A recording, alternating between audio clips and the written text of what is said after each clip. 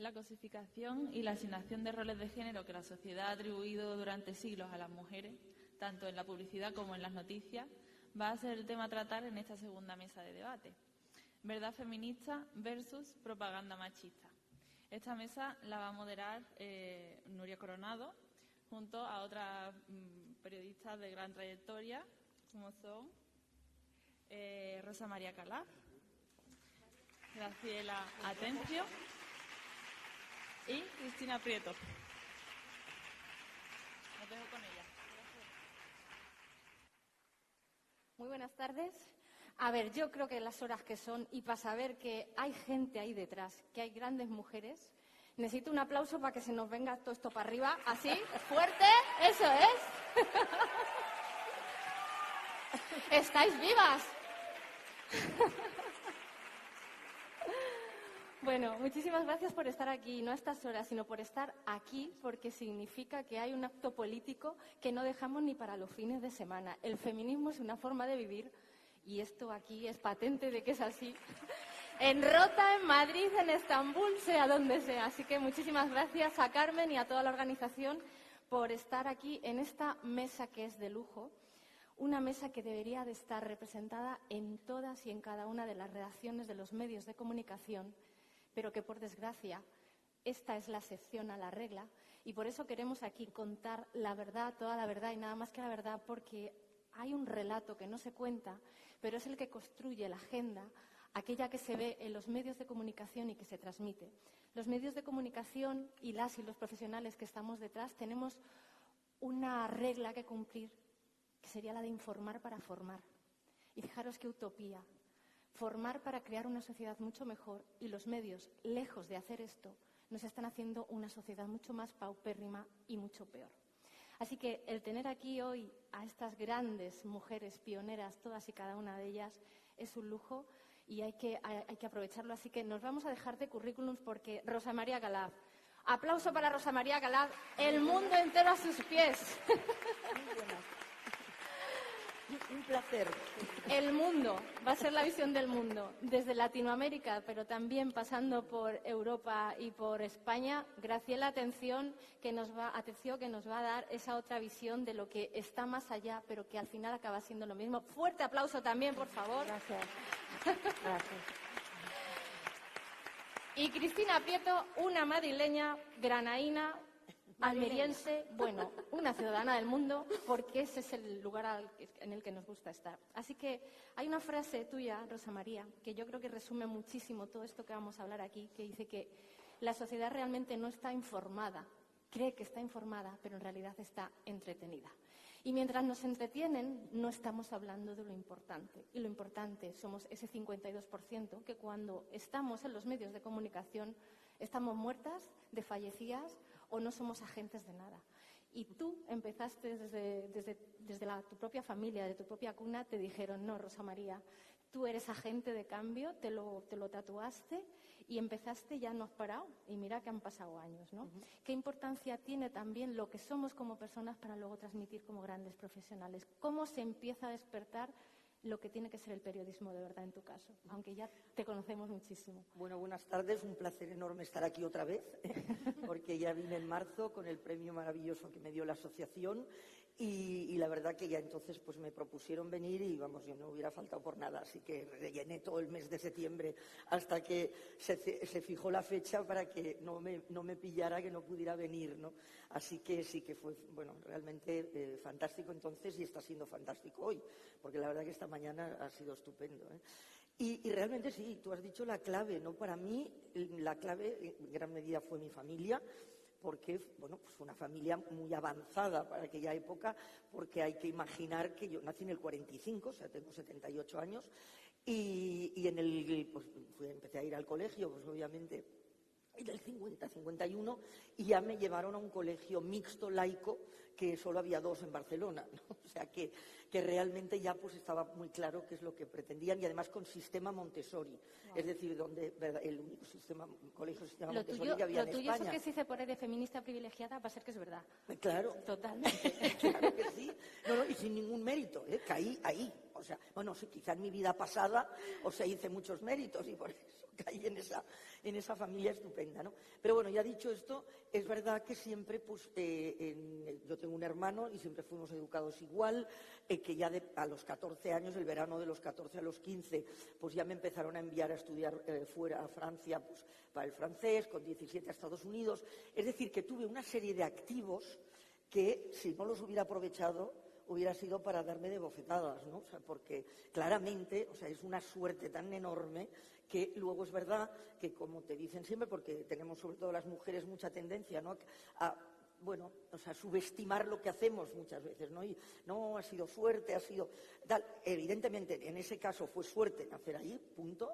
Pero luego es verdad que lo que me decía mi abuelo era que a partir de ahí, pues, siempre tienes tú que ser consciente de que tú tienes que labrarte y conseguir tus propios sueños, ¿no? O sea, pero para conseguir tus propios sueños, primero tienes que poder tener sueños. Y eso es lo que es importante, me parece a mí, ¿no? Desde a los niños y las niñas desde pequeños, o sea, que te den la posibilidad de que tengas sueños y, desde luego, cuando socializas en femenino, ¿no?, pues a las niñas te suelen quitar los sueños, porque pese a eso, yo en casa no, pero evidentemente en cuanto salía de casa, el colegio tampoco, que también era, ya digo, un colegio muy particular, pero en general, pues siempre había ese entorno, ¿no?, en el que trataban de cercenar, ¿no?, toda esa personalidad, decir aquello, no te pases de lista, ¿no? O sea, y no, bueno, esto no es de niña, ¿no?, ese tipo de cosas, ¿no? Y entonces por eso creo que eso hay que pelearlo con uñas y dientes, y seguimos teniendo que pelearlo ahora, porque es incluso, diría yo, más difícil, porque entonces era a las claras, ¿no? Directamente cuando te dicen no se puede votar, no tienes acceso a la universidad, o eso, ¿no?, directamente eso no es de niña, eso tal, pues bueno, sabes que luchas contra eso. Ahora no te lo dicen. O sea, ahora te dicen, no, tú puedes, por con favor, todo. ¿no? Tenemos acceso a todo esto. Mañana creo que lo ha dicho Carmen. O sea, y eso, ¿no? Pues las jóvenes de ahora están muy confusas, porque se les dice, ¿no?, que tienen todo al alcance, ¿no?, que la legislación te protege, bla, bla, bla, bla, pero luego cuando entras en el ámbito privado, como ya decía también, eso es mentira, ¿no? O sea, sigue habiendo roles, ¿no? Y sigue socializándose en femenino en gran medida, ¿no?, a las niñas. Y yo creo que esa fue la clave. Entonces, yo empecé haciendo Derecho, y hice Derecho, o sea, lo terminé, porque mi idea era hacer carrera diplomática. Porque siempre lo que me ha gustado, porque también procedo de una familia que viajaba en una época en la que no se viajaba, y a mí pues me dieron la oportunidad de viajar desde muy joven, yo veía que fuera era diferente, ¿no? Y me parecía que no todo era mejor fuera, en absoluto, pero que muchas cosas sí. Y esas cosas sí tenían que ver con la libertad, claramente, ¿no? Y entonces pues me parecía que yo tenía que hacer algo que conectara, no sé, aquella España oscura, opresora, etcétera, pues con ese exterior, ¿no? Eso evidentemente es algo que lo he elaborado después, pero instintivamente, por la razón que fuera, y me imagino que claramente era porque me parecía, ya digo, que me gustaba bastante más, ¿no?, esa parte exterior, pues empecé pensando en eso, en hacer Derecho para hacer carrera diplomática. Y llegué al periodismo por casualidad, pero porque me gustaba escribir, me gustaba hablar, como es obvio, y entonces, pues, a partir de ahí empecé a hacer periodismo al mismo tiempo que esto, y ya entré. Y luego, pues ya termino, pues entras en una profesión que en aquel momento era absolutamente masculina, o sea, vamos, mujeres no había. Bueno, yo siempre cuento que yo empecé en Televisión Española en Barcelona, y en los estudios de Miramar de Barcelona no había baño para mujeres. O sea, es decir, había baño en los estudios, o sea, y maquillaje, etcétera, para las invitadas o para las cantantes, o sea, en fin, las mujeres que tal, y las maquilladoras, etcétera. Había baño en la tercera planta, que era la planta de dirección, para las secretarias, pero donde se hacía la televisión, o sea, en la redacción, en los montajes, tal, no había baño, porque no había ninguna mujer, simplemente. Y ahora que tenemos baño nos lo quieren arrebatar. Claro, ahí está. Entonces, realmente, pues entras en ese... Fijaros, es que parece que estamos hablando de hace... No, era el año 1970. No hace tanto. O sea, es decir, que tampoco hace 400 años, ¿no? Sí. Y entonces, a partir de ahí, pues claro, tuve y ahí vuelvo a decir otra vez lo de la suerte, o sea, de encontrar un ambiente en en Radio Televisión Española en Barcelona, muy acogedor, o sea, en el sentido de que mis compañeros me acogieron muy bien. Claro, por muchas razones, después sigo siendo muy amiga de 2 o 3 de ellos, que fueron los que más me apoyaron. Pero entonces te das cuenta de una cosa tremenda, y es que tú agradeces esa buena acogida como una generosidad, ¿no? Como algo estupendo y como si fuera un favor, cuando realmente tendría que ser de justicia. O sea, no eso. Entonces, bueno, pues todas estas cuestiones van cambiando. Y cuando llegué a Madrid, 6 años después, porque yo quería hacer información internacional siempre, desde el principio, y en Barcelona no se hacía, o sea, estábamos hablando era franquista todavía, ¿eh? Entonces, bueno, pues me fui a Madrid, y entonces en Madrid fue un poco distinto. Encontré también una acogida y sobre todo la jerarquía de televisión no me puso problemas y bueno, realmente pues no lo tuve, en fin, tenías dificultades, luego podemos hablar de esto con más detalle, ¿no? O sea, de que eres siempre más percibida como, pues por algún sector como una intrusa, luego por otra parte pues como una anomalía, ¿no? Después pues un poco como una curiosidad, ¿no? Esta friki, o sea, ¿qué va a hacer, ¿no? ¿De dónde sale? Periodismo, ¿qué vamos a hacer? Claro. Había pocas mujeres. Éramos el Internacional 3, o sea, quiero decir que no. ¿Con cuántos hombres? Pues no me acuerdo cuántos había, pero toda la redacción de Televisión Española. Entonces, bueno, pues digamos que eso era un poco así, pero en general fue bien. Pero me pasó una cosa muy curiosa, y es que me empiezo a hacer mis crónicas, no en Internacional inicialmente, hacía Sociedad, etcétera. Y entonces venían compañeros y me decían, uy, vi tu crónica de ayer, estabas guapísima. ¿Qué blusa más bonita llevabas, no? Entonces, claro, y luego, pues otro, no, uy, pues el de la blusa azul te quedaba genial, ¿no?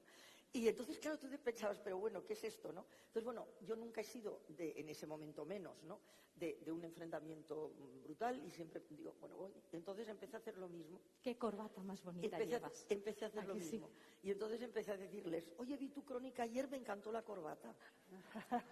Y entonces se quedaban muy, muy asombrados, ¿no? Porque claramente no era hecho con mala intención. O sea, es decir, no era pensando, le voy a decir qué guapa está, porque así la humillo, porque así no la valoro. No, era la inercia, la rutina, el pensar que eso era la valoración que yo iba a apreciar, ¿no? Y esa idea, pues estaba ahí y no era por maldad, ¿no? Pero claro, cuando les confrontabas a lo mismo, se daban cuenta de la estupidez, ¿no?, que significaba esto. Y eso cambió radicalmente inmediatamente, ¿no? Y a partir de ahí, pues digamos que la dificultad vino pues de conseguir espacio. O sea, es decir, que tú no tenías espacio y las que estábamos ahí en ese momento, digamos que la pelea era inicialmente estar en el lugar, ¿no? Ya estar ahí en la redacción ya era un logro, estar ahí y conseguir temas, o sea, que no se suponía que eran temas femeninos, es decir, me harté de hacer desfiles de modas y de hacer, bueno, pues todo tipo de las cosas que se consideraban femeninas, ¿no? Y decir, no, es que yo quiero hacer política internacional y yo quiero hacer tal. Entonces conseguir esos temas que no se los dieran y después, una vez los hacías, que tuvieran una valoración similar a las de tus compañeros. Porque la gran dificultad, y creo que todavía se mantiene en gran medida, es que la capacidad no se te supone. O sea, el hecho de ser mujer significa que si alcanzas un grado, y sigue siendo lo mismo, fulanita ha sido nombrada directora, y dice, pero bueno, como una excepción. ¿Por qué no? O sea, entonces un poco ese era el panorama. Luego ya, pues bueno, la dificultad dependía, pues con quién te encontrabas, tenías más dificultad que con unos que con otros. Graciela, 1968, que es el año en el que nace ella. Pasamos del 40 al 68. Hay una diferencia pequeña, pero al mismo tiempo muy grande también por de dónde vienes y a dónde vas. Por tu deje eres argentina, aunque lleves muchos años aquí, eso no se olvida. Y vas de un país machista a otro mucho más machista y más peligroso, como es México, donde hay 11 feminicidios al día. México es un infierno para las mujeres. Y te encuentras también con esa realidad de frente en una redacción en la que empiezas y donde eres una niña y empiezas a ver y empiezas a conocer el verdadero patriarcado en esas mismas redacciones. ¿Cómo era esa realidad? Bueno, yo cuando fui a México tenía más o menos 27, 28 años, no me acuerdo exactamente, pero lo que sí comprendí es que una redacción funciona simbólicamente y en la manera de ejercer el poder, como funciona, por ejemplo, en el ámbito político. En las redacciones son los hombres los que tienen el poder, y eso sigue siendo así, ¿no? Y sigue siendo así con una connotación, que hay mujeres, y a lo mejor podemos tener redacciones paritarias, pero los que tienen la decisión, los que toman las decisiones importantes en las mesas de redacción son hombres, en su mayoría, ¿no? Y a mí me tocó en Ciudad Juárez ser adjunta de la dirección de un periódico cuando investigué los feminicidios, y era la única editora. Había una mesa de redacción con 5 editores y yo estaba sola. Y la pasé muy mal. Estamos hablando de Ciudad de Juárez. La pasé muy mal. La pasé muy mal porque había acoso permanente, que yo tampoco en ese momento malamente no lo identificaba, ¿no? Como que se pasaran fotos de mujeres desnudas delante mío, o hicieran chistes, que eso lo siguen haciendo, ¿no? Chistes groseros y misóginos y machistas. Y entonces yo sí creo que necesitamos que el feminismo transversalice los medios de comunicación, ¿no? Yo no conozco ningún periódico diario que sea feminista, ¿no? Ninguno, por más que lo diga. Y además tenemos encapsulado el feminismo en periodismo de género, que yo prefiero hablar de periodismo feminista en lugar de periodismo de género. El género ni para el baño. Y además, no solo eso, el tema es que está como...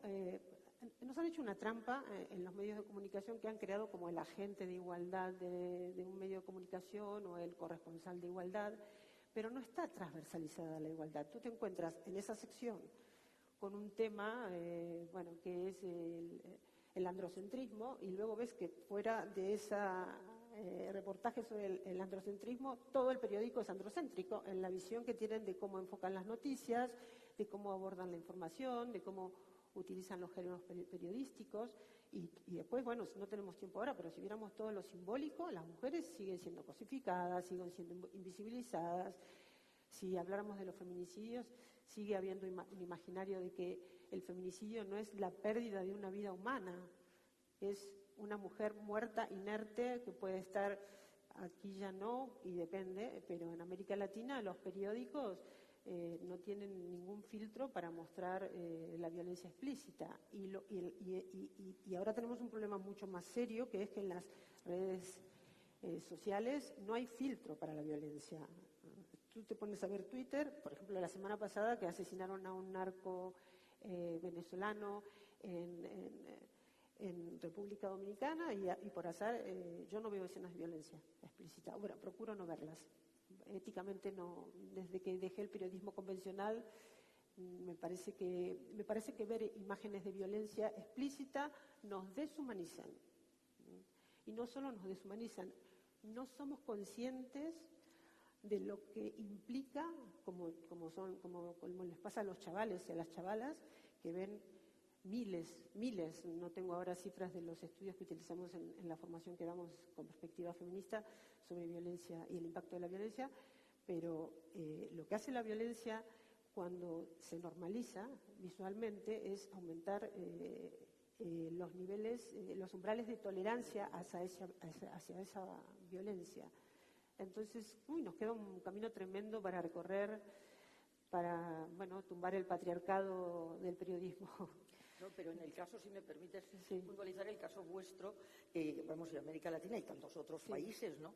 Que siempre digo que la diferencia está en que nosotras aquí, podemos hablar de todo esto, protestamos, exigimos, defendemos nuestros espacios, etcétera, etcétera, pero después, normalmente te vas y tomas una cerveza, ¿no?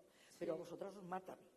Totalmente. O sea, quiero decir que esa es la diferencia yo te digo, Rosa, enorme. que yo no me iba a tomar cerveza con mis compañeros, les comento. Claro. Porque el acoso es súper común. Por eso te digo, Y más si matan eres la en el única extremo, mujer, pero... Si eres la única mujer en una redacción, tienes que cuidar mucho todo el tiempo los límites para no dar lugar a que me está provocando, ¿no? O sea, esta situación. Entonces, mi mayor fantasía como feminista es poder leer un periódico feminista, pero lo que hago es deconstruir la información y, esto sí, esto no me gusta, ¿qué vamos a hacer, no? Esa ciudad a ti te cambia personalmente, te hace la persona, la mujer luchadora que eres hoy, porque Ciudad Juárez es un feminicidio tan bestial que yo creo que no hay adjetivo todavía que le puedas poner un nombre. ¿Cómo se vive como Mira, mujer? yo hice solo 2 levantamientos de cadáveres, porque es como o sea, que yo estaba adjunta a la dirección, pero me gustaba estar en la calle también y cada tanto salía. Y vi que, ahora lo veo así, pero que había 2 reporteras que les tocaba cubrir los feminicidios y ellas tenían estrés postraumático porque cubrían feminicidios todos los días, ¿no? Qué brutal. Todos los días. Y entonces un día dije, yo quiero ir y ver esto, ¿no? Y lo más impresionante de esos niveles de deshumanización es, puede decir una cosa horrible, pero es que están allí tirados esos cuerpos como si fueran simplemente basura, ¿no? Y alrededor puede haber una vida totalmente normalizada, ¿no? En el restaurante comiendo, tomando café, ¿no? Y eso a mí me impresionó muchísimo. Lo que me impresionó muchísimo es que podemos vivir en sociedades, porque he estado en otros países donde eso pasa, donde no solo las mujeres no somos personas y desechables, sino que hay políticas específicas de exterminio de mujeres, ¿no? Perdón que lo diga así, pero es así como yo lo he vivido y lo he sentido, ¿no? Cristina, tú que formas parte del proyecto de monitoreo global de medios, todo esto que están transmitiendo las compañeras tiene datos y los datos son el mejor reflejo de que lo que estamos contando es el mayor desprecio por las mujeres en los propios medios de comunicación. ¿Cuál es la situación de violencia mediática? Que creo que es un concepto que yo repito mucho siempre, porque no es la violencia solo de las calles, sino la violencia que ejercen los medios de comunicación, no visibilizando la verdadera violencia o callando sobre ella, ¿no? Que es la misma complicidad y de la misma manera torturándonos al 52% de la población. ¿Cuáles son los datos? Bueno, el primero, buenas tardes. Muchísimas gracias por la Asociación de Mujeres Feministas de Rota, por este espacio, donde algunas nos conocemos, pero yo creo que todas nos reconocemos. Y eso es muy importante porque foros como estos se dan pocos, ¿no? Donde podemos hablar de ciertas cosas. Sobre el monitoreo global de medios, bueno, no sé si lo conocéis, está todo en Internet, además está todo muy bien estructurado porque está por países. Es el mayor estudio mundial que se hace sobre la presencia de las mujeres en los medios de comunicación como noticia, es decir, cómo los medios abordan las noticias y cómo aparecen las mujeres en esas noticias. Este estudio se empezó a hacer en 1995, se hace cada 5 años y bueno, lo mejor es que cada año se suman más países. El último monitoreo lo hicimos en el 2020, aunque bueno, nos pilló la pandemia, entonces la información iba a estar un poco sesgada, porque esto tiene una metodología como bastante particular, es decir, se acuerda una fecha mundial para hacer un chequeo de todos los medios de comunicación, bueno, de una gran selección, una selección importante de medios de comunicación de cada país. Entonces los equipos de cada país trabajamos todos en la misma fecha, ese día, las noticias de ese día, ¿no? La fecha se suele mantener en secreto hasta 2-3 días antes. Las propias las que participamos en este estudio tampoco las sabemos, porque no queremos que la fecha trascienda, lo conozcan los directores de los medios, porque pueden manipular las noticias. Es decir, si tú sabes que te van a chequear tu medio de comunicación tal día, pues tú ese día metes más informaciones con fuentes de mujer. Entonces, tiene una metodología, además, a mí me encanta. En este último, como decía, en este último monitoreo estaba previsto en el 2020, nos pilló la pandemia, al final lo hicimos en el 2021, pero bueno, digamos que nosotros seguimos hablando del monitoreo del 2020. En este último año cada vez participan más países, en este último han sido 116 en todo el mundo, en los 5 continentes. Para todos los que dicen que del feminismo hacemos un negocio y vivimos de ello, lo hacemos altruista. Todos los grupos trabajamos de manera altruista, no se gana nada. Incluso la gente que hace luego los informes, que son muy difíciles de hacer, tampoco. Suelen ser grupos ligados mucho a universidades. En España, este último monitoreo lo lideró un grupo de investigadoras de la Universidad de Málaga, de la Facultad de Ciencias de la Comunicación de Málaga, y los datos que arrojan son muy importantes porque, como se han hecho ya muchos, nos ofrece un panorama amplio en el que podemos comparar. Y yo siento deciros que vamos para atrás, ¿no? En los últimos datos del 2020, os tengo que decir que solamente en el 25% de las noticias aparecían fuentes de mujeres. Si somos la mitad, deberíamos de aparecer en la mitad de las noticias. Se ha avanzado algo desde 1995, cuando se empezó, pero bueno, si extrapolamos los datos, en 1995 aparecíamos en el 17% de las noticias, ahora en el 25%, es decir, que vamos a alegrarnos, dentro de 67 años conseguiremos el equilibrio. Solamente nos quedan 67 años. Sí, no retrocedemos, porque en el monitoreo del 2020 se ha perdido un punto, ¿vale? Estamos un punto para atrás. La metodología que utilizamos es súper completa y arrojo otros datos muy interesantes. Por ejemplo, las mujeres a partir de los 50 años desaparecemos de los medios de comunicación. Somos invisibles. No hay noticias con protagonistas mujeres o con fuentes mujeres a partir de los 50 años, cosa que no les pasa a ellos. Eso lo tengamos claro. Entre 7 y 9 de cada 10 noticias sobre desigualdad, entre 7 y 9 de cada 10 no se desafía los estereotipos de género, muy al contrario, se refuerzan. Es decir, que estamos retrocediendo en el periodismo a marchas forzadas. En España, el 26% de las noticias tienen fuentes como mujeres, en medios tradicionales, fuentes de mujer, y en el 31% los digitales. Aquí también hemos retrocedido. En el 2015 fueron del 28% y en los digitales del 33%. O sea, estamos retrocediendo. Persiste la representación de las fuentes de mujer. Las mujeres aparecen principalmente en dos roles, que es el de amas de casa o en el de víctimas. Y esto es muy importante porque cada vez este porcentaje sube más. A pesar de que, por otro lado, como fuentes expertas, es verdad que hemos subido 8 puntos como fuentes expertas, pero el rol que sigue permaneciendo es, digamos, de la mujer inactiva. La mujer ama de casa, la mujer desempleada y también la mujer testigo. Testigo muchas veces de sucesos, la que pasaba por allí.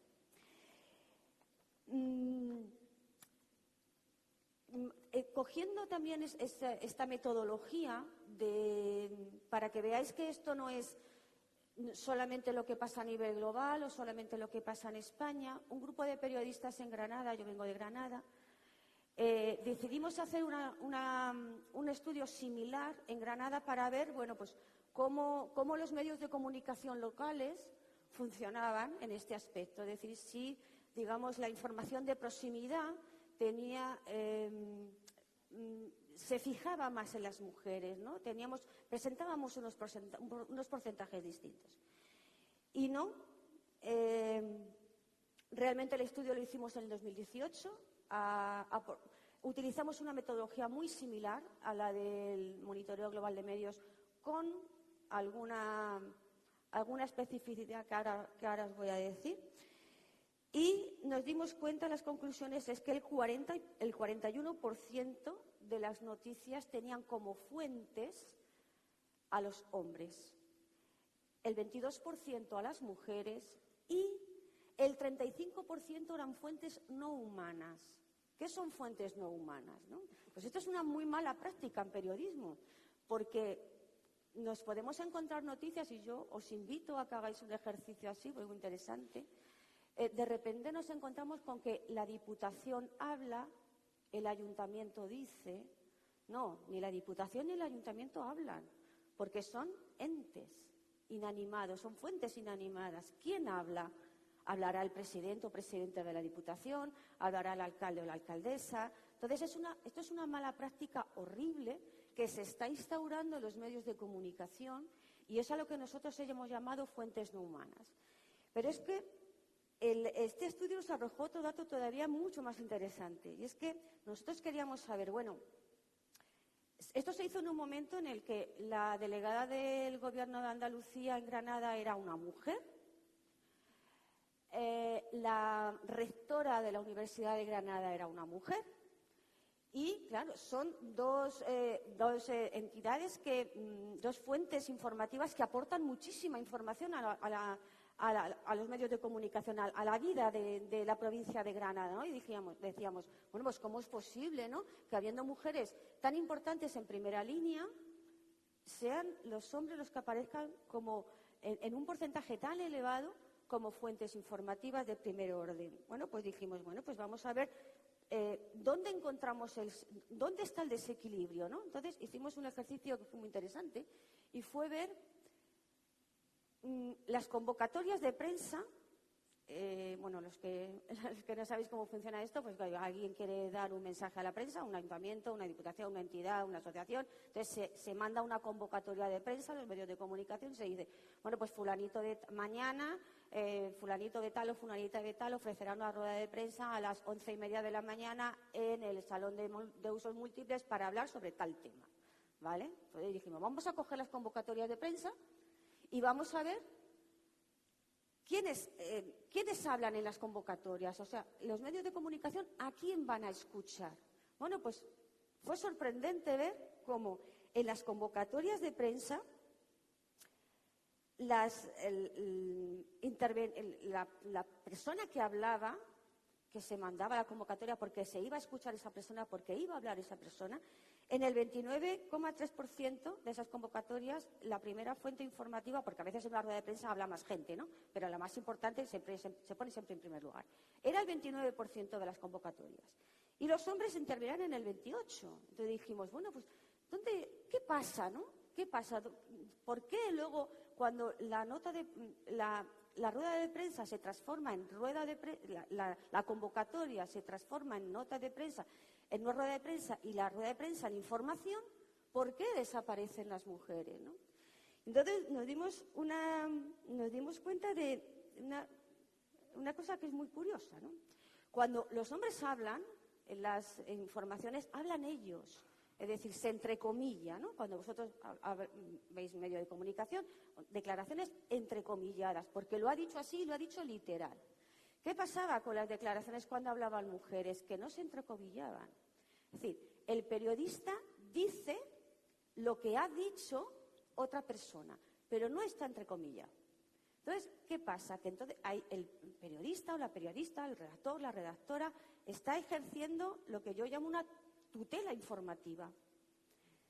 Dice lo que otros dicen, pero no deja que lo diga ella. ¿Qué pasa con esto? Pues que se está invisibilizando, por ejemplo, el nivel cultural de una persona. Cuando tú hablas, la gente dice, pues habla bien, no habla mal, se lía, se pierde.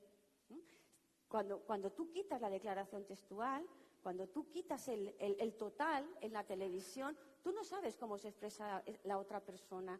Tú no sabes qué léxico está utilizando, si se expresa bien, si es una persona que se le ve que es experta en ese tema porque lo domina y lo sabe. Cuando tú lo pasas por el tamiz del periodista, es el periodista el que habla. Por eso, y ahí nos dimos cuenta por qué desaparecían la mujer como fuente informativa, ¿no? Entonces yo os invito a que hagáis este pequeño ejercicio en cualquier medio de comunicación, da lo mismo, radio, televisión, prensa escrita, en papel, digitales. Volvemos a perder la voz. Otros hablan por nosotras ya no hablamos. Entonces, yo os invito a que hagáis este ejercicio porque de verdad que os vais a sorprender. Qué curioso, ¿no? Eso Sí, totalmente. yo no me había fijado. Y además que no somos conscientes desde la opinión pública de todo eso y las implicaciones que todo eso significa. A esa quitarnos agencia a las mujeres añadimos un problema nefasto que es esa mediatización violenta continuamente. Titular de ayer, La Voz de Galicia. Piden 6 años de cárcel para un individuo por penetrar a una mujer que no se sostenía en pie. ¿Por qué no se usa la palabra violación? Claro. ¿Por qué se nos quita la agencia y por qué se borra esa violencia sexual y sistemática que hay en los medios? Rosa, ¿por qué? Sí, sí. No, bueno, yo iba a apostillar con lo que decías del retroceso, que es gravísimo, porque efectivamente, bueno, todas estamos de acuerdo en que estamos en un momento en que hay que estar muy alerta porque efectivamente hay un retroceso. Hay una cosa muy curiosa en Estados Unidos con las campañas presidenciales. De repente hubo un informe que constató que cada vez son más sexistas en lugar de menos, porque lógicamente tendrían que ser menos.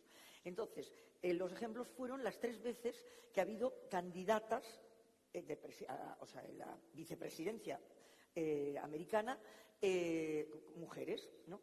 Y entonces Geraldine Ferraro, que las que sois un poco mayores os acordaréis, que fue de la época Reagan, yo esa campaña la cubrí personalmente, estaba ahí, que fue una campaña, o sea, Geraldine Ferraro iba como candidata a la vicepresidencia y fue pues una campaña relativamente respetuosa, ¿no? O sea, bueno, luego recordaréis, la segunda vez fue Sarah Palin, que Sarah Palin era la republicana, bueno, o sea, en fin, extremista, extrema derecha, bueno, al lado de Trump y los trumpistas, o sea, es un angelito, o sea, pero bueno, era tremenda. Esa fue todavía más sexista la cobertura.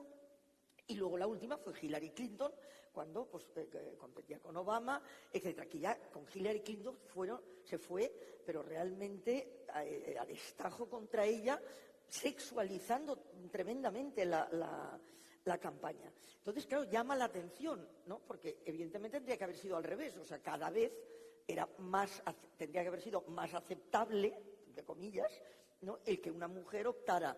Ahí, además, mujeres extraordinariamente preparadas, puede estar de acuerdo o no con sus ideologías, etcétera, pero que Hillary Clinton es una persona muy preparada, pues está claro que lo es, ¿no? Y sin embargo se sexualizó muchísimo más. Y todavía más, o sea, el informe buscó, o sea, esta especie de machismo tremendo, o sea, del patriarcado desmelenado, o sea, contra Hillary Clinton, sobre todo, mucho más, que ya digo, que contra Sarah Palin o contra Ferraro, en las redes, o donde se suponía que la gente es más joven, más educada, o sea, en fin, está más en el momento actual, porque claro, a Geraldine Ferraro estamos hablando de los años 80, ¿no? Y Hillary Clinton estamos hablando de hace 2 días, ¿no? O sea, y sin embargo, pues, entonces, claro, eso debe hacer reflexionar Estados Unidos, que se supone, porque realmente no es así, pero bueno, es el abanderado, ¿no? De los movimientos, en fin, y de la defensa de las democracias, etcétera, etcétera, y de la igualdad, etcétera, etcétera. No es verdad, pero la realidad es que se percibe así. Pues, sin embargo, ya digo, se constató que estas 3 campañas electorales claramente, o sea, había un sesgo, pero brutal, o sea, cada vez peor y cada vez más sexista. O sea, que es realmente relevante. Escalofriante también. Te preguntaba por esos titulares, ¿no? Cuando no nombran toda esa violencia execrable que tenemos, al final están creando una sociedad indefensa y una sociedad pues cada vez más manipulable, ¿no? No, claro, evidentemente el uso del lenguaje es tremendamente importante. Es que el lenguaje construye realidades. Exactamente. Construye la realidad. Entonces, cuando tú, en vez de al putero, que además en mi casa yo recuerdo mi madre toda la vida ha hablado de puteros. Yo no sé por qué problema hay en decir puteros, ¿no? Cuando el putero deja de ser putero y pasa a ser cliente, tú lo estás llamando ya de otra manera.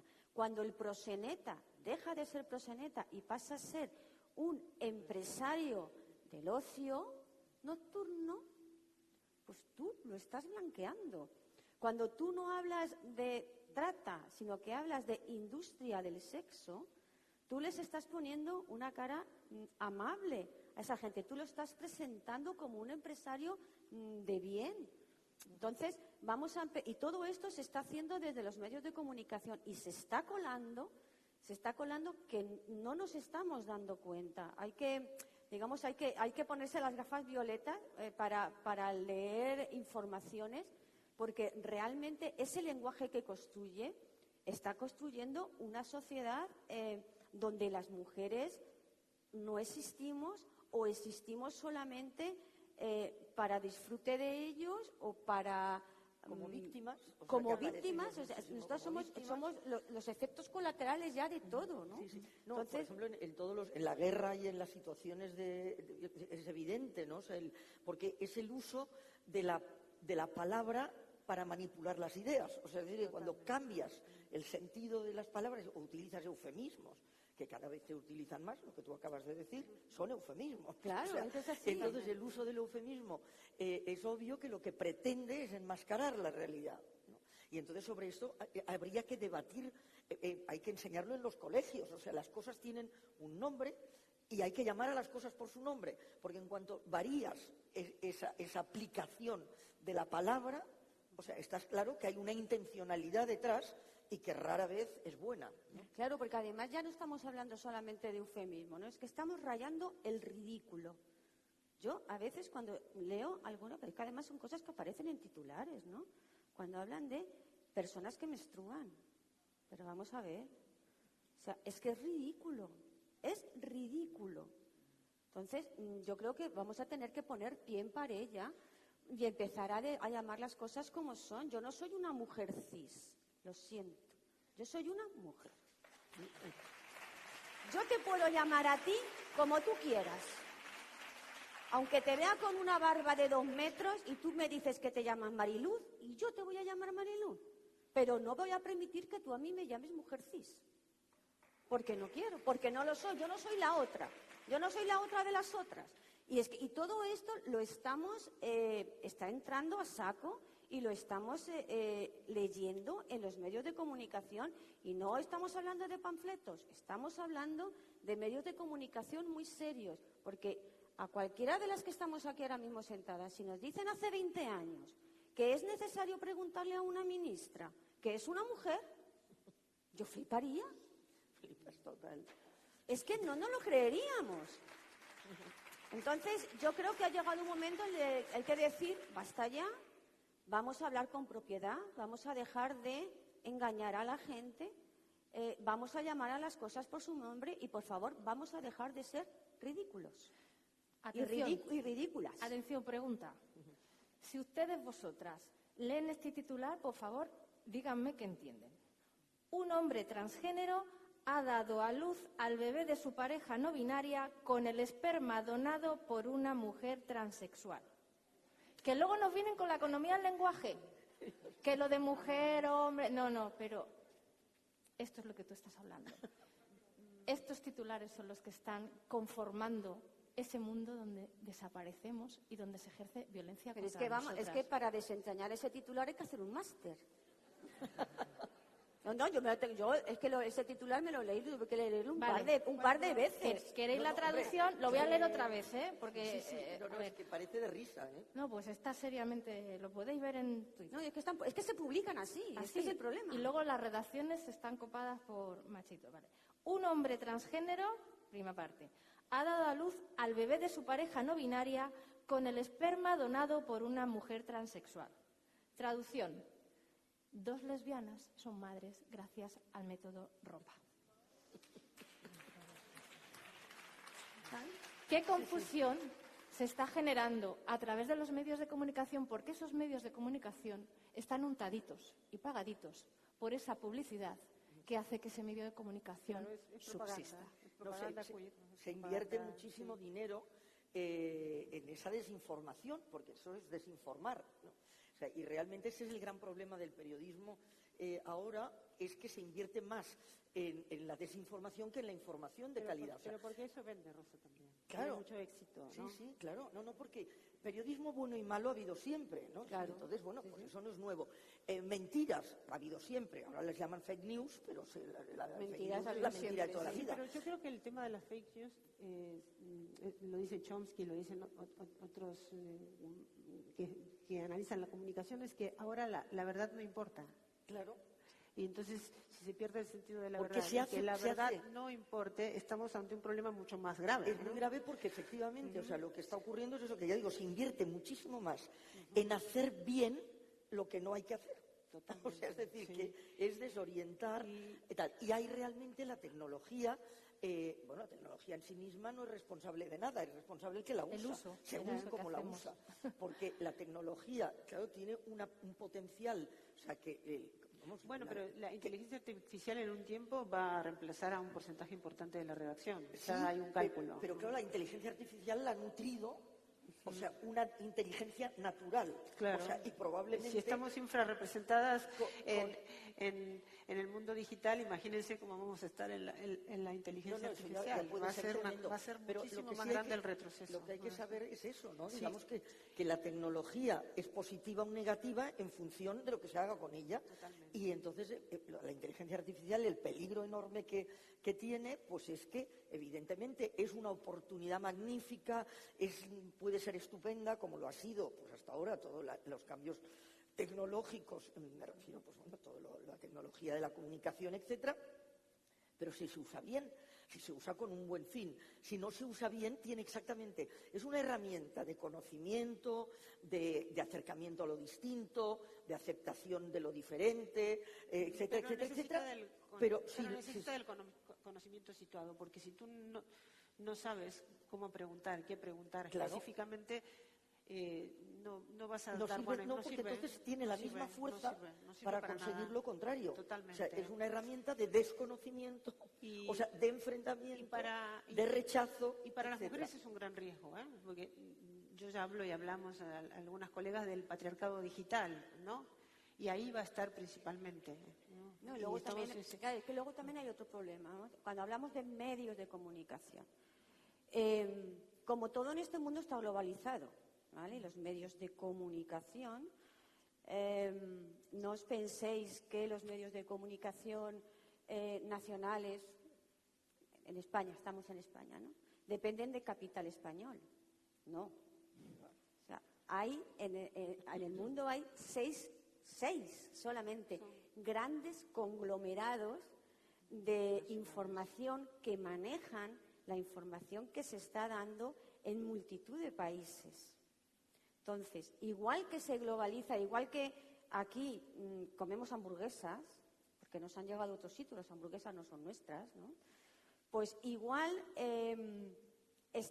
esos medios de comunicación que vienen con otras formas de vida que nos quieren imponer, pues nosotros acabamos también modificando y moldeando nuestras costumbres de vida, porque todo, en el fondo, todo es dinero. Es decir, esta mesa se llama periodismo versus propaganda. Y yo añadiría una palabra más, ¿no? Periodismo versus propaganda versus marketing. Porque se está vendiendo, estos grandes conglomerados no son solamente multinacionales de la comunicación, muchas veces son fondos de inversión. O sea, Y tienen fábricas, por ejemplo, la NBC norteamericana durante una época, o sea, tenía fábricas de armas. Claro, estaba pero es vinculada que- a la industria armamentística. O sea, es decir, que lo que hay que ver es quiénes son los dueños. ¿Quiénes son los dueños de la esto? comunicación? Bueno, Lo que los dueños nosotros son los que estamos manejan el mundo. Y son escuchando... los que manejan. Son los que manejan el mundo. Además, Claro, son los que manejan el mundo. Entonces, ¿qué pasa? Que ese gran fondo de inversión que tiene una participación en Prisa, otra participación en Vocento, otra participación... Son fondos de inversión, son grandes multinacionales que tienen medios de comunicación, tienen equipos de fútbol, tienen tiendas, tienen manufacturas, tienen empresas de minería. ¿Y qué pasa? Que a todo se le aplican criterios de marketing, criterios de venta. Es decir, a la información se le están aplicando los mismos criterios de venta que se aplican a un detergente. Bueno, y ahí Igual. ahí tenemos un riesgo que es que lo que se lee poco se deja de publicar. Claro. Y eso es un riesgo muy grande porque tenemos un riesgo estamos yendo hacia un embrutecimiento generalizado. Bueno, lo que pasa es que esta mañana también se A decía, nivel de ¿no? la- El problema de todo esto es el modelo social que estamos construyendo, ¿no? Porque entonces es un modelo que es puramente mercantilista, o sea, que Totalmente. todo tiene que tener un precio, pero claro, hay muchas cosas que no tienen precio, Claro, pero tienen sobre valor. todo porque hay que tener en cuenta que estamos jugando con un derecho humano. Ahora que a algunos se les llena la boca de los derechos humanos, pues hay que tener en cuenta que la información es un derecho humano. Tener derecho a recibir información veraz es un derecho humano. ¿Cuántas manifestaciones se hacen para reclamar el derecho a la información?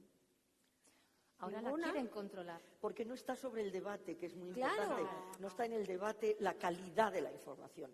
Entonces, no sé, yo muchas veces, como hago muchas cosas para gente joven, etcétera, siempre les pongo el símil de la alimentación. Digo, es que se cuida más o se preocupan más de la calidad de las patatas fritas, que está muy bien, ¿no? Para que no les pongan colza y no les pongan cosas, que manden el cuerpo físico al hospital, pero no se cuida nada la calidad del producto informativo, que lo que nutre es la sociedad, que lo que se va al hospital es la sociedad, si realmente consumes producto informativo tóxico. Cuando dices esto te saltan al cuello y te dicen la libertad de expresión. Vamos a ver, no tiene nada que ver una cosa con la otra, porque hay libertad de empresa, pero no se permite al empresario, en principio, que ponga cualquier cosa en algo que te vas a comer. O sea, porque se supone que hay que velar por la salud. Bueno, pues en la libertad de expresión es lo mismo. No se puede tolerar, o sea, que la empresa periodística, digamos, la economía que ha fagocitado a la política, o sea, que la política está absolutamente supeditada a la economía, o prácticamente, o sea, sea la que decida, ¿no?, qué es lo que se tiene que saber. Es decir, lo que el ciudadano tiene que saber. Y el riesgo ahí también es el deterioro de la democracia, porque finalmente, por ejemplo, los partidos políticos se subordinan a esta dinámica y a este código y, bueno, yo creo que la campaña política fue bastante pobre a nivel informativo. Los medios no informaban los programas de los partidos, por ejemplo. Eran como notas de prensa para acá, notas Claro, de... porque ya mucho peor es que la voluntad final, a lo que o sea, hay un principio jurídico que es el qui prodest, que es a quién beneficia. Entonces, cuando tú empiezas a ver qué es lo que estamos haciendo, lo que se está haciendo, pues siempre hay que buscar eso, ¿no? Dices, bueno, esto beneficia al bien común. O sea, este modelo, o sea, que se crea, ¿pone a la persona con mayúscula en el centro de la atención o no? Y realmente, claramente no, está lo que estáis diciendo, ¿no? O sea, hay intereses de todo tipo y es verdad que se venden las ideas exactamente con las mismas técnicas que se venden los productos. Y hace ya unos años hay un libro del que fue el director, te hablo de hace 10 o 12 años, el que fue el director de la televisión pública francesa, que no me acuerdo cómo se llamaba, en la que decía que la televisión, o sea, todavía las redes no tenían el peso que tienen ahora, informativamente, que la televisión en realidad, su función era lanzar un mensaje entre anuncio y anuncio para preparar la compra del próximo anuncio. Eso está escrito. Claro, o sea, quiero decirte, claro. Pero escúchame, Rosa, ni siquiera tienes que preparar el anuncio. Es no, es preparar Claro, voy a poneros un ejemplo que seguramente todas conocéis y le ponemos nombre y apellido porque yo creo que también basta ya de silenciar quiénes, esos poquitos medios que se dicen feministas, están amparados y están untados por ese patriarcado bestial. El diario, Soros. ¿Cómo nos pueden vender que son feministas cuando están financiados por Soros, que es una institución patriarcal que lo que persigue es el transgenerismo y que las mujeres seamos esclavas sexuales? ¿Cómo nos pueden vender después que tienen una especialista en género? ¿Y cómo podemos comprar eso? O sea, creo que también tenemos que hacer un papel de definir, ya está bien, de que nos manipuléis, porque al final están degradando esos medios de comunicación y esas personas que están trabajando ahí, que van de feministas, están haciendo todo lo contrario. Y yo creo que también no es fácil, porque al final te estás limitando y estás diciendo, si tengo 3 medios donde me están dejando escribir o contar, al final me voy a quedar en uno o en ninguno. Pero yo creo que hay una cosa muy importante en la vida, es tú quién eres y qué epitafio vas a poner en tu final, ¿no? Y es decir, ¿te has traicionado a ti misma? ¿Has querido traicionar a la sociedad o has querido dejar una sociedad mejor? Y las periodistas, que somos contadas con los dedos de las manos, feministas, creo que en eso se nos va la vida. Y creo que eso es lo que tenemos que hacer. Y por eso estamos expulsadas de todos los foros y de todos los lugares, porque somos la voz de la verdad, que es esa voz que la que no se quiere que se escuche. Y ya está bien, ya está bien. Sí, porque llama... A ver, yo te quería hacer una pregunta con respecto a esto, porque también creo que las redacciones carecen de manuales, ya no se usan más los manuales de estilo. Pero que no valen tampoco de nada, existen, Graciela. existen, ¿Para qué valen pero los no manuales? no se usan. Pero es que Y tampoco guías de periodismo feminista, porque yo, Tampoco. o sea, no, Pero es que los manuales de me he estilo propuesto tendrían no que... utilizar la palabra género, lo siento mucho, pero yo siempre que Comunicación puedo hablo no de sexista. feminismo, además que me he negado a utilizar la palabra género. Hay un montón de guías, de manuales, de libros, es decir, que quien pero no quiere... dentro quien de las quiere- redacciones. Y sobre todo habéis dicho una cosa antes, tú lo has dicho, es que es importante que eso sea transversal en las redacciones, Totalmente. que no solo, por ejemplo, en Televisión Española se consiguió con mucho esfuerzo y gracias pues a Alicia Gómez Montano, que lamentablemente Que la falleció echamos hace unos tanto en años, falta. sí. el que hubiera un observatorio de la igualdad. No os podéis imaginar lo que costó, ¿no? Y bueno, y la dificultad que tienen para trabajar. O sea, y de hecho está pendiendo de un hilo en este momento. Sí, vamos. porque hay tensiones, Pero, ¿verdad? claro, sí, o sea que está, Sí. pero para poder realmente funcionar y poder lo que tú dices, o sea, poder denunciar dentro de la propia casa y que luego esto se corrija, es abrazo partido, ¿eh? Realmente. O sea que Justamente te iba a preguntar eso, si en Televisión Española usáis hay un lo código hay. deontológico, pero con perspectiva feminista, o sea, que haya líneas rojas precisas. Sí, no solo Pero eso, sino sí. que, ya digo, relativamente muy recientemente, ¿no? Pero lo Lamentablemente, usáis, pregunto, ¿lo bueno, usáis? hay eso, bueno, sí, vamos a ver, el observatorio está muy pendiente, son unas compañeras que hacen un trabajo Sí, lo sé, excelente, hubo conozco toda algunas aquella compañeras, etapa, sí. no sé si la recordáis, de que Sí, salían sí, vestidas sí. de negro, las periodistas, los presentadores protestando, y todo eso, y intentan, pero con Pero lo muchísima deben tener muy dificultad, duro. pero con mucha Con dificultad. muchas resistencias, ¿no? Sí, muchísimas resistencias.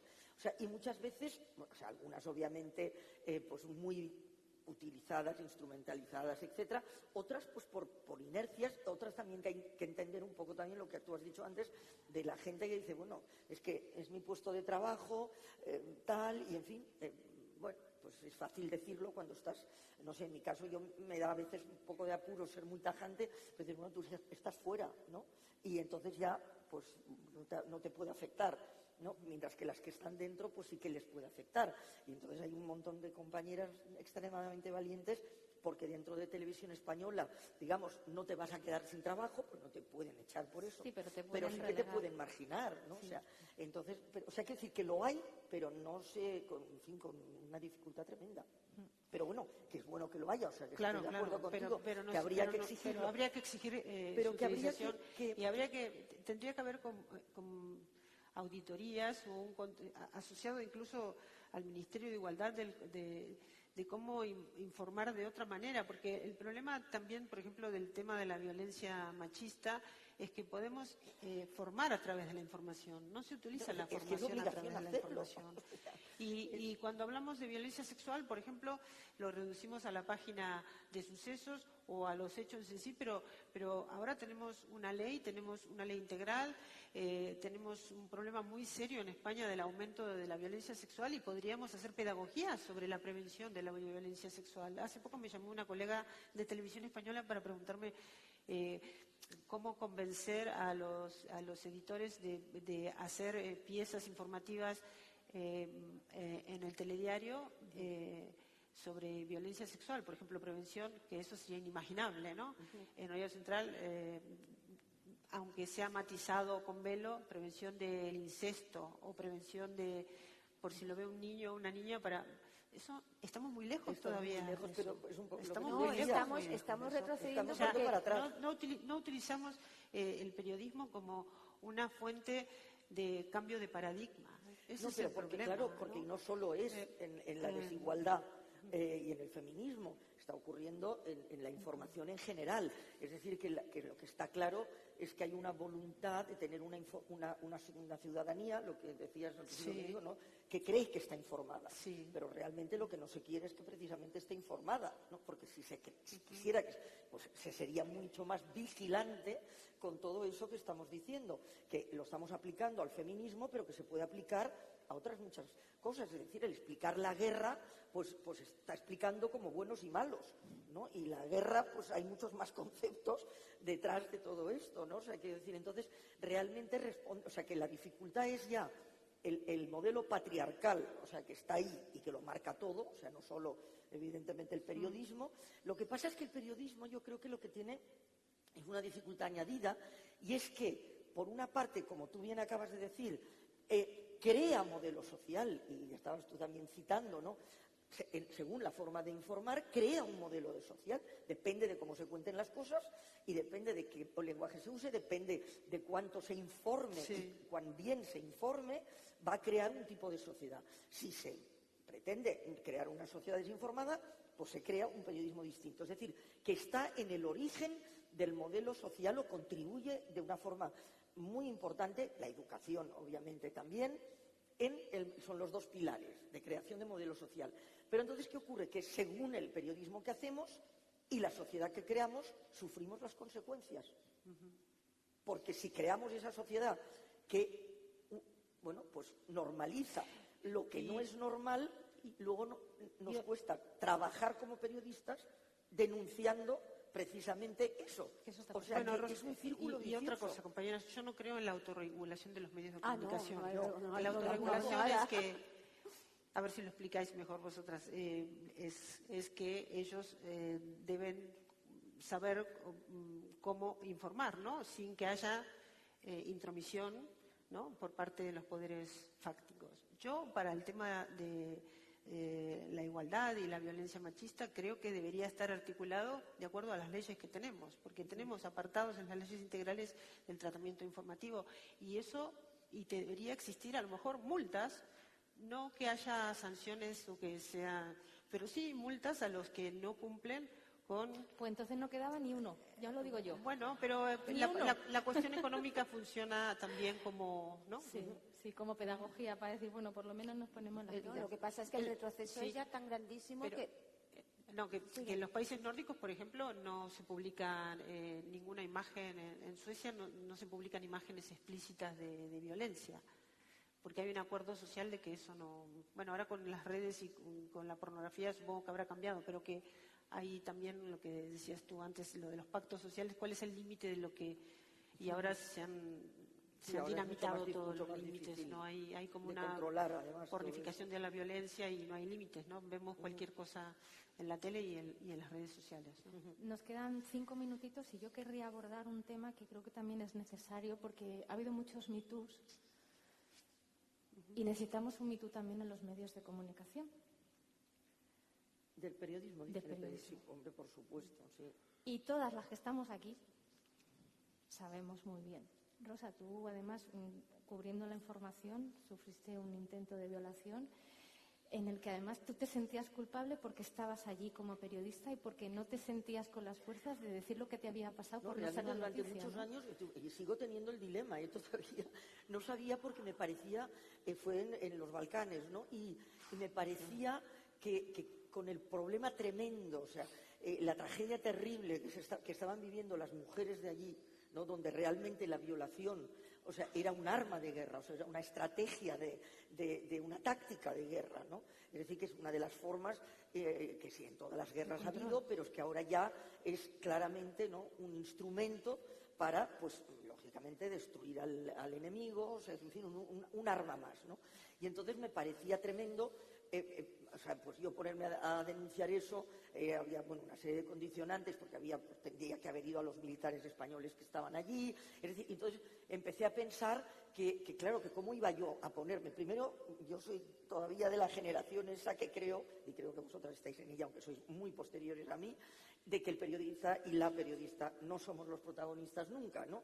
Entonces, pues, o sea, yo cómo voy a ir ahí y decir que a mí ha intentado violarme un serbio, un serbo-bosnio, un coronel, tal y cual, y con lo que estaba pasando allí, a las mujeres locales. O sea, es decir, que las violaron por miles, o sea, es decir, me parecía espantoso, ahí desde luego tuve clarísimo que no podía involucrar, además, pues a una serie de fuerzas que estaban para otra cosa, o sea, no para preocuparse de mi problema, ¿no? Y después ya con el tiempo, es verdad que tampoco, pues nunca hablé de ello, porque pensaba, bueno, esa idea que tenemos, yo voy allí porque quiero, es mi profesión, la he elegido, creo que tal, sé lo que me puede pasar, o sea, soy perfectamente consciente, etcétera, con lo cual estás asumiendo hasta que una gran amiga del país, periodista que también falleció, Lucía, del País Vasco, un día me dijo, pero ¿por qué tenemos que asumir que son gajes del oficio? Fíjate que Es verdad. Porque eso nos Es pasa solo totalmente por verdad. ser mujer. Totalmente. Porque cualquier ataque, es decir, obviamente nuestros compañeros hombres tienen un riesgo igual que el nuestro cuando vas a cubrir un conflicto o una situación límite de emergencia en situaciones, ya digo, extremas, pero en el caso de las mujeres, es decir, a los dos te pueden matar, o sea, pero a las mujeres siempre pasa por la sexualización primero. Pues mira lo que pasó el otro día a la que le tocaron. Y bueno, exactamente, o sea, bueno, esto salvando todas Sí. las distancias, obviamente, ¿no? Salvando la distancia, sí. Pero totalmente, es verdad pero que el otro día una reportera las que están de en cámara, las 4, mujeres pues, siempre se sienten con el... Las mujeres que están en cámara siempre están mucho más expuestas que los hombres a la sexualización y a los ataques sexuales, o sea, a las agresiones sí, por sexuales de alguna supuesto. manera. Pero bueno, digamos que te pasa eso, ¿no? Que tienes unos esquemas en los que, ya digo, yo en el momento tuve clarísimo que yo no podía distraer la atención con lo que me había pasado a mí, de todo lo que estaba pasando ahí, y que ahí estábamos precisamente para hablar de esas mujeres en los Balcanes, vamos, y de la población en general, ¿no? De todo lo que les estaban pasando, y yo no podía distraer la atención sobre eso para nada. Pero después, durante muchísimos años, nunca hablé de eso, ni nada, hasta que un día, bueno, pues también unas compañeras en un libro, etcétera, me dijeron, pero hace de eso nada. Y todavía a veces tengo la duda, ¿no? Porque digo, no, porque ahora de todo esto que estamos hablando, a ver si ahora resultará que el titular va a ser, o sea, que a mí me intentarás, o sea, que dices, por Dios, ¿no? Centremos En todo caso, si se habla de eso, hablemos como por lo que significa, volvemos a lo mismo, o sea, porque eso me pasó por ser mujer.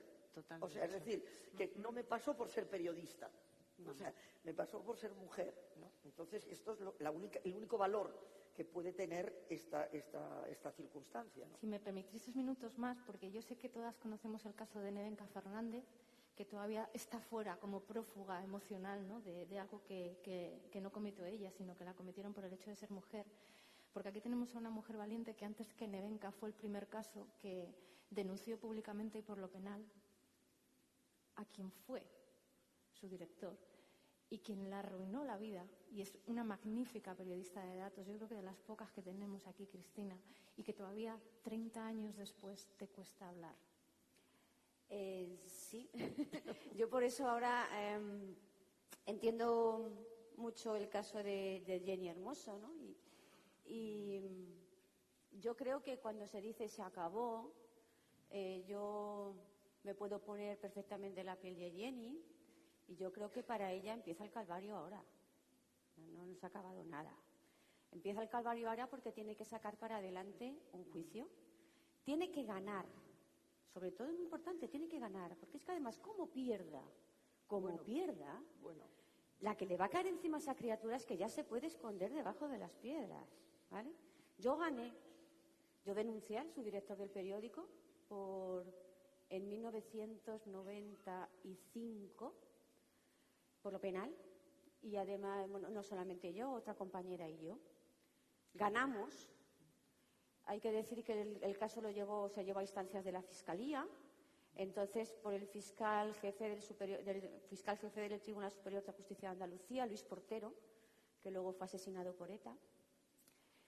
Y ganamos. Ganamos y le condenaron a 18 meses de cárcel. No os podéis imaginar, yo necesitaría 3 congresos como este de tiempo para poder contar por todo lo que pasamos. No os lo podéis imaginar. Porque en ese momento tú dejas de tener amigos, dejas de tener gente que habla contigo, tus compañeros dejan de ser tus compañeros. No, aunque lo sabe todo el mundo lo que pasó, todo el mundo lo sabía, no hay testigos. Tienes que tener mucho cuidado a quién llamas a que suba al estrado, porque la gente miente, y miente mucho. Te amenazan, utilizan todos los resortes que hay a tu alrededor para intentar que tú retires la denuncia, la retires o minimices lo que vas a decir. Utilizan todo, ¿eh? O sea, utilizan familia, utilizan amigos, utilizan compañeros, utilizan todo. Y hay cosas que yo aquí no puedo contar porque no formaron parte del sumario, luego me lo contó mi compañera, no lo puedo contar aquí. Pero no os podéis imaginar el calvario que va a sufrir Jenny a partir de ahora. Y eso que está, digamos que tiene un arrope social importante, ¿no? Nosotras no lo tuvimos, pero ganamos. 18 meses de cárcel le cayeron al pavo, ¿vale? Bueno, resultado. Nos quedamos sin trabajo las dos, por supuesto. Es decir, que nos sometieron a careos en los juzgados, ¿vale? A carearse uno contra otro por la mañana y por la tarde trabajábamos juntos en la misma redacción. Y yo dije, pues yo de aquí no me voy. Me van a echar, pero me van a tener que echar porque yo no me voy. Porque yo estoy diciendo la verdad y porque tengo razón. Y porque mi honor está por encima de todo. Por encima de todo mi honor, ¿no? Entonces, eso, bueno, yo lo cuento ahora, he de decir que es la primera vez que lo cuento en público. Petit Comité sí que lo he contado alguna vez, pero me ha costado mucho. Lo sé, Cristina. Me ha costado muchísimo contarlo, aún en Petit Comité, y han pasado 30 años, ¿eh? 30. Desde que... Porque tú, al principio, tú te piensas que eres la única a la que le está pasando, ¿no? Y tú te callas, a ti te pasa y tú te callas, porque dices, ¿qué me va a creer? Es el subdirector. Yo soy una mierda de redactora que ni siquiera tiene contrato. A mí este tío mañana me echa. Y no tiene que dar explicaciones. Entonces, tú cuando tienes delante al agresor, ¿no? Lo único que estás pensando es, yo mañana estoy en la calle. O sea, a ver cómo me quito yo de encima a este tío, porque es que yo mañana estoy en la calle. Porque lo tengo que hacer además con elegancia.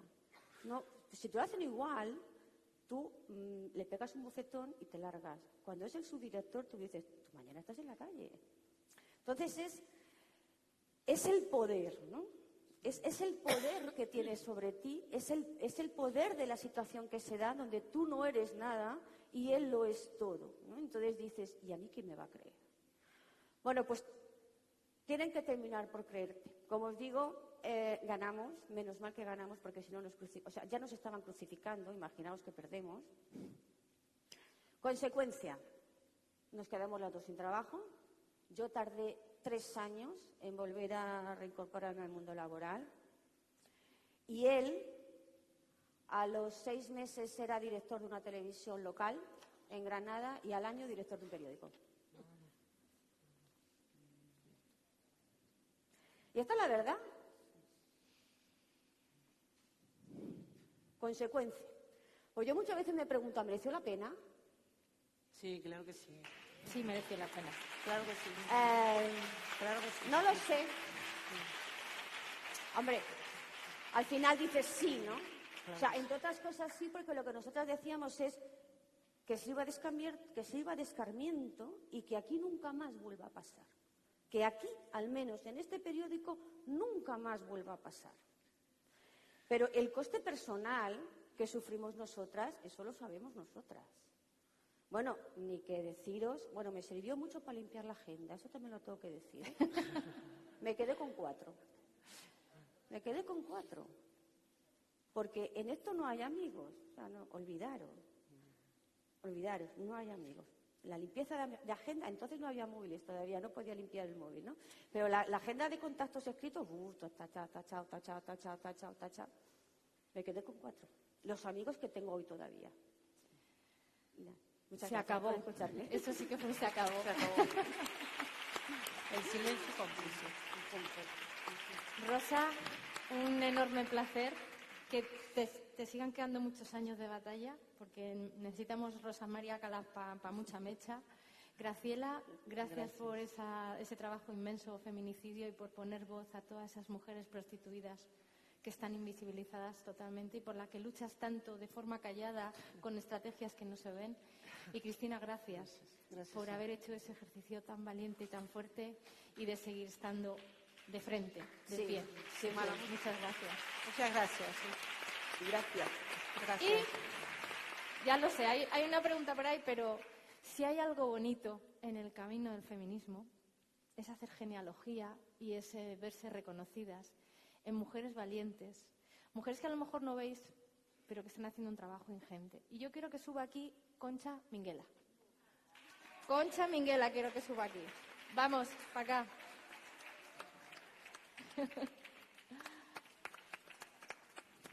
Concha es una máquina. Es una gran periodista de raza también. Y yo a ella le debo mucho.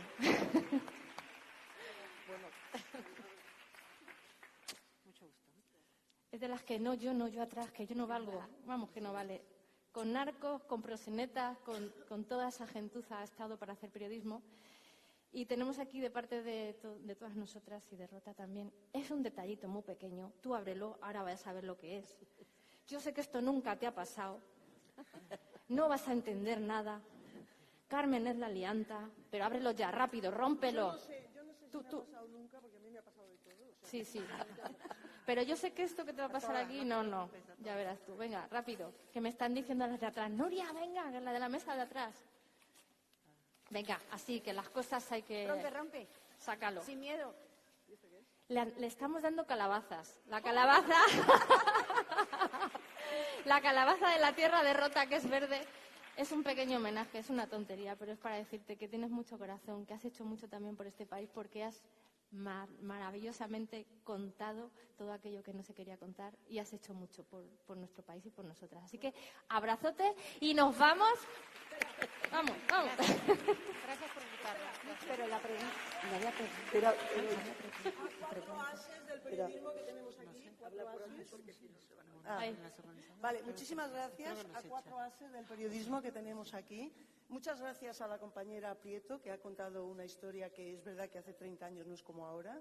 Es cierto que Jenny Hermoso va a empezar su calvario, pero son 30 años después y tiene todo el equipo de fútbol que está detrás de ella. Lo vuestro sí que fue... Que estamos Y el movimiento apoyándola feminista que está. incondicionalmente. Y no el que dice Irene Montero, no, el feminismo de verdad. De verdad. Ese. Y como las Los feminismos no. Como las cuatro colegas que tenemos aquí, yo soy de las que siempre he pensado que la y el periodista tenemos que estar siempre detrás. Siempre detrás. Por eso te he entendido perfectamente a ti, Rosa María, que tú no querías contar la historia. Claro, es que ¿cómo vas a contar que a ti te habían intentado hacer algo cuando había millones de mujeres que sistemáticamente estaban violadas? Y nosotras estamos para contarlo, no para contar nunca nuestras historias. Yo estuve en Colombia muchos años, me acuerdo, y yo nunca contaba nada. Y un día estaba sentada en casa tan tranquila y de repente salgo en la tele.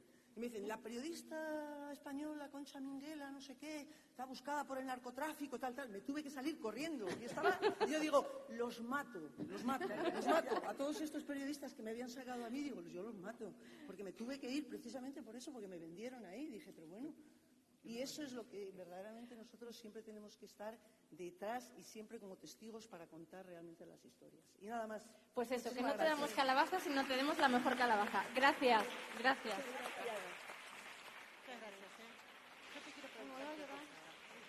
Ya está. En estos momentos hacemos un descansito de 15 minutos y volvemos rápidamente. Gracias.